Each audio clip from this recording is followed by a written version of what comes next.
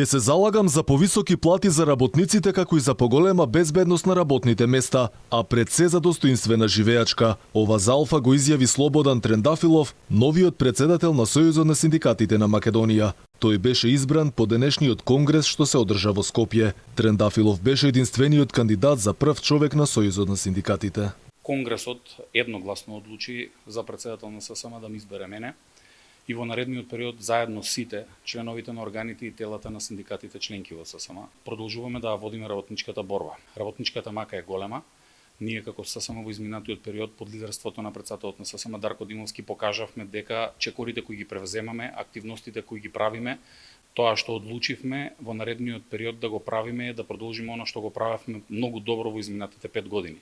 Конгресот започна со едноминутно молчење во знак на почит кон прерано починатиот председател на ССМ Дарко Димовски, како и за неговите заложби за синдикално делување. Трендафилов рече дека поминуваат низ тежок период, но и покрај тоа вели дека ќе ги штитат правата на работниците, кои за жал се повеќе си заминуваат од сопствената земја. Платите на вработените во јавниот сектор да ги зголемиме во истиот обем како што се зголемени платите на функционерите. Работниците се тие кои се двигател на економијата. Без работник нема економија, нема ниту држава.